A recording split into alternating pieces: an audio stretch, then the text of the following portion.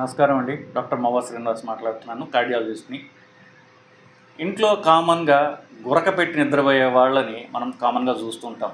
గురకపెట్టి పడుకుంటే వాళ్ళు చాలా బాగా నిద్రపోతున్నారని ఒక నమ్మకం ఉంది బేసికలీ. అది నిజానికి కరెక్ట్ కాదు, అది అపోహ మాత్రమే. సో గురక పెట్టడం పక్కన వాళ్ళందరికీ ఎంతో అమ్యూజ్మెంట్ని, చాలా అందరికీ నవ్వు కలిగించవచ్చుగాక, కానీ గురక పెట్టే వాళ్ళకి మాత్రం, ఎవరైతే ఆ ప్రాబ్లం ఫేస్ చేస్తున్నారో వాళ్ళకి అంత కంఫర్టబుల్ సిచ్యువేషన్ కాదు అది.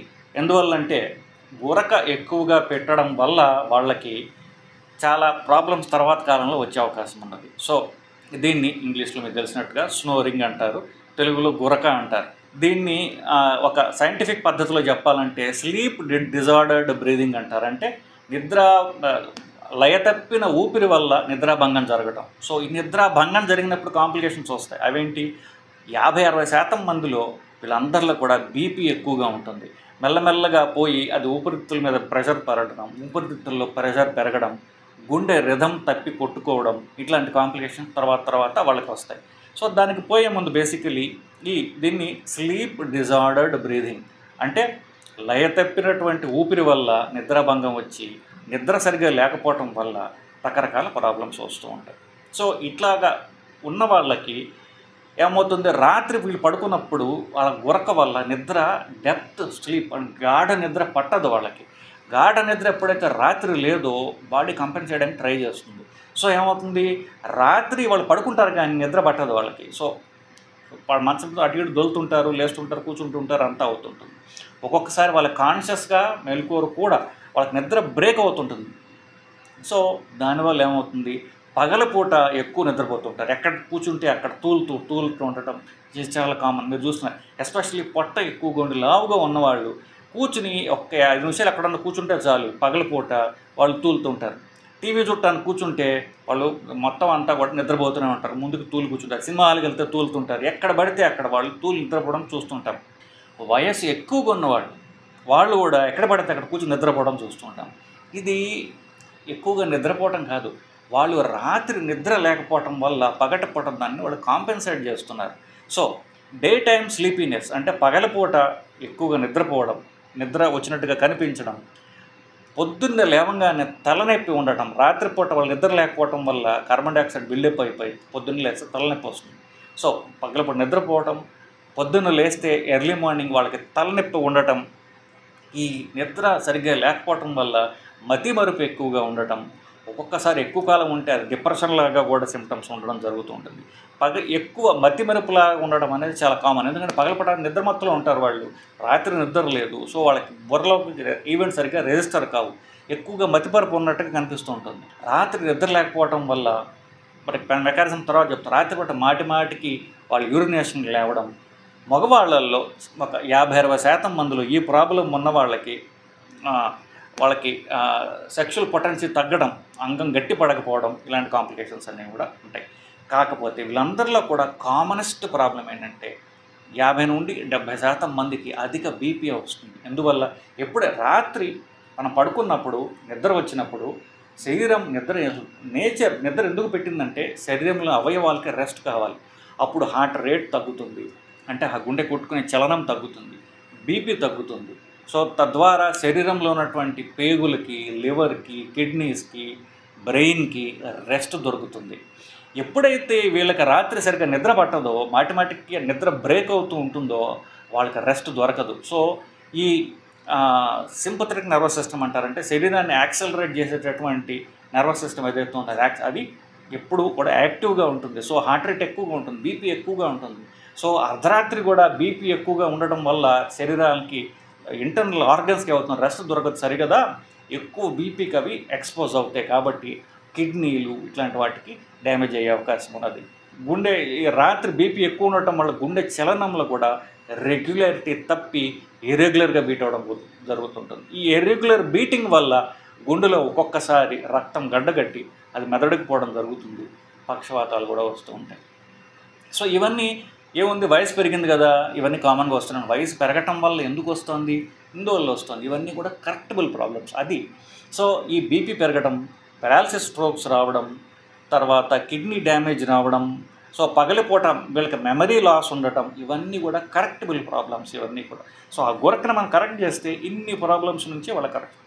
ఎక్కడైతే ఇన్ని మందులు తీసుకుంటున్నా కొంతమందికి బీపీ తగ్గదు, రెసిస్టెంట్ బీపీ అంటారు. ముందు ఒక ట్యాబ్లెట్తో స్టార్ట్ అవుతుంది, నెలకు 2-3 నెలలకు 2 ట్యాబ్లెట్లు అవుతాయి, 3 ట్యాబ్లెట్ 4 ట్యాబ్లెట్లు అవుతాయి, కానీ బీపీ తగ్గదు వాళ్ళకి. ఇట్లాంటి వాళ్ళలో కామనెస్ట్ కాజ్ ఏంటంటే ఈ sleep disordered breathing or obstructive sleep apnoea. మీరు మెడికల్ టర్మ్స్ రాయాలంటే కొంతమంది డాక్టర్లు వాళ్ళు మాట్లాడటం అలాగే మాట్లాడతారు, రాయడం కూడా ఫుల్ ఫామ్స్ రాయకపోవడం వల్ల మీకు తెలియకపోవచ్చు, OSA అని రాస్తారు, అబ్స్ట్రక్టివ్ స్లీప్ ఏప్నియా. ఇది ఆ జబ్బు పేరు, గురక నుండి వచ్చేటటువంటి బ్లాక్ అన్నమాట. మనం దీని మెకానిజం చూస్తే చాలా సింపుల్ అండి, పెద్ద కష్టమేం కాదు. సో అట్లా మెల్లగా తీస్తారు. అది ఊపిరి అవసరం, నిద్రపోయే వాళ్ళకి అంత ఊపిరి అవసరం లేదు కాబట్టి శరీరము బ్రెయిన్ ఏం చేస్తుందంటే దాన్ని ఇలా మెల్లగా తగ్గిస్తుంది. అప్పుడు ఈ ఎయిర్ పాసేజెస్లో, గాలిపోయే ప్యాసేజెస్లో ఎప్పుడైతే సన్నబడ్డాయో అదే ఎక్కువ గాలి సన్న ప్యాసేజెస్ గుండా పోయేటప్పుడు ఆ చప్పుడు క్రియేట్ అవుతుందన్నమాట. ఇప్పుడు ఎవరైనా పడుకున్నప్పుడు ఏమవుతుంది, ఈ అంగిలి భాగంలో ఉన్నటువంటి ఎముక ఉండదు కదా, సాఫ్ట్ టిష్యూస్ అవి వెనక్కి పడతాయి. ఒకవేళ ఎవరైనా మనిషి లావుగా ఉండడం చేత ఈ గడ్డం కింద ఎక్కువ ఫ్యాట్ ఉందనుకోండి, పడితే ఏమవుతుంది, ఈ ఫ్యాట్ పోయి వెనక్కి పడుతుంది, అది నాలికని పైకి పుష్ చేస్తుంది. అప్పుడు పుష్ చేసినప్పుడు ఎయిర్ పాసేజెస్ నేరో అవుతాయి. కానీ ఈ నేరోడ్ ఎయిర్ పాసేజెస్ గుండా నిద్రపోవడం వల్ల గాలి ఎక్కువగా తీసుకుంటున్నప్పుడు ఈ నేరోడ్ ఎయిర్ పాసేజెస్ ఓపెన్ కావు. ఎందువల్ల, పడుకునండి ఈ బరువు అంతా వెనక్కి ఉంది కాబట్టి. సో ఆ సౌండ్ ప్రొడ్యూస్ అవుతుంది. ఈ సౌండ్ ప్రొడ్యూస్ అవుతుంది అది, కానీ నేరో పాసేజ్ వల్ల గాలి లోపలికి సరిగ్గా పోదు. సో ఏమవుతుంది, మెలకు వస్తుంది వాళ్ళకి. మెల్లగా ఏమవుతుంది, మెలకు పూర్తిగా కూడా రాదు, కానీ సబ్కాన్షియస్గా బ్రేక్ అవుతుంది, నిద్ర భంగం వస్తుంది, మళ్ళీ నిద్రపోతారు, మళ్ళీ భంగం వస్తుంది, మళ్ళీ నిద్రపోయే ప్రయత్నం చేస్తారు.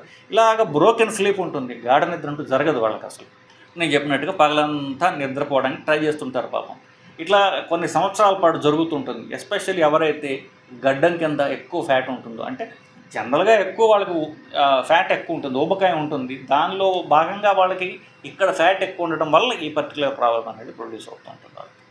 సో దీనికి ట్రీట్మెంట్ ఏమిటి కామన్గా, ఇది ఇంకొకటి ఇందాక చెప్పుకున్నాం, దాని గురించి కూడా చెప్తాను. ఏంటి, పెద్దవాళ్ళకి వయసు ఎక్కువ ఉన్న వాళ్ళకి, 85 వయసు దాటిన వాళ్ళకి పెద్ద లావు ఉండరు వాళ్ళు, కానీ మజిల్ టోన్ తగ్గిపోతుంది. వాళ్ళు ఎక్సర్సైజ్ చేయరు, మజిల్ టోన్ మెయింటైన్ చేయరు. సో 60 దాటిన తర్వాత అంతకుముందు ఎక్సర్సైజ్ చేయకపోవడం వల్ల ఆల్రెడీ బలం తగ్గి ఉంటారు వాళ్ళు. 60కి బరువు తగ్గిన వాళ్ళు 75కి ఇంకా బలం తగ్గుతారు. చూడండి, సడన్గా వాళ్ళు సన్నబడిపోతారు. ఎందువల్ల, ఎక్సర్సైజ్ చేయరు కాబట్టి. మజిల్ టోన్ వాళ్ళు మెయింటైన్ చేసుకోరు. 80కి వచ్చేసరికి బాగా వీక్ అయిపోయి ఉంటారు, మజిల్స్ వీక్గా ఉంటాయి. సో మజిల్ టోన్ తగ్గిపోయి ఉంటుంది వాళ్ళకి. మజిల్ టోన్ తగ్గిపోయి ఉండటం వల్ల వాళ్ళకి సేమ్ ప్రాబ్లం. పడుకున్నప్పుడు ఈ మజిల్ టోన్ తగ్గి ఉండటం వల్ల అది ఫ్లాబీగా ఉండి గాలి తీసుకుంటున్నప్పుడు అబ్స్ట్రక్షన్ అనేది రావడం జరుగుతుంది. సో మెయిన్ కారణాలు 2, లావుగా ఉండేవాళ్ళు అలాగే వయసు ఎక్కువ ఉన్నవాళ్ళు. ఈ రెండింటి వాళ్ళకి కూడా ఈ ప్రాబ్లం వల్ల వాళ్ళకి గాలి తీసుకోవడం కష్టమయ్యి ఈ కాంప్లికేషన్ రావడం జరుగుతుంది. సో ఈ రెండింటికి సింపుల్ సొల్యూషన్ ఒకటి ఉన్నది. ఏమిటి, ఇప్పుడు మజిల్ టోన్ తక్కువ ఉన్నా, ఫ్యాట్ ఎక్కువ ఉన్నా వాళ్ళకి అబ్స్ట్రక్షన్ ఎప్పుడు వస్తుంది, పడుకున్నప్పుడు వస్తుంది. ఫ్లాట్గా పడుకున్నప్పుడు ఈ ప్రాబ్లం వస్తుంది. సో ఫ్లాట్గా పడుకోకుండా ఉన్నప్పుడు పక్కకు తిరిగి ఉన్నా, ఇటు పక్కన అటైనా పక్కకు తిరిగినప్పుడు ఈ వెనక్కి పడడం అనేది జరగదు. లేదా మనకి తెలుగులో పడక కుర్చీ అంటారు, ఇక్కడ తెలంగాణలో ఆరాం కుర్చీ అంటారు. అంటే ఇంగ్లీష్లో అంటే రిక్లైనర్స్ అంటున్నారు, ఇప్పుడు లేజీ బాయ్ చైర్స్ అంటారు. అంటే కుర్చీ ఉంటుంది, అది అంటే కొంచెం వెనక్కి వాలి ఉంటుంది, ఫ్లాట్గా ఉండదు, వాలి ఉంటుంది. కాబట్టి కొన్ని చోట్ల మన కాళ్ళు కూడా మనం జాపుకునే అవకాశం ఉన్నటువంటి కుర్చీలు ఉన్నాయి.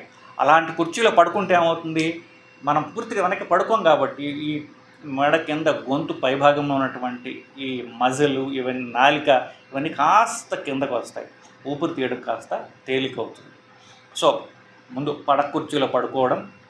కొంతమందికి ముక్కులో కానీ అబ్స్ట్రక్షన్ ఉన్నట్లయితే ప్రాబ్లం రావచ్చు. ముక్కులో అబ్స్ట్రక్షన్ ఉంటే ముక్కులో చిన్న చిన్న డ్రాప్స్ వేసుకొని బ్లాక్ క్లియర్ చేసుకోవచ్చు, పడక కుర్చీలో పడుకోవచ్చు. ఈ 2 సింపుల్ మెకానిజమ్స్.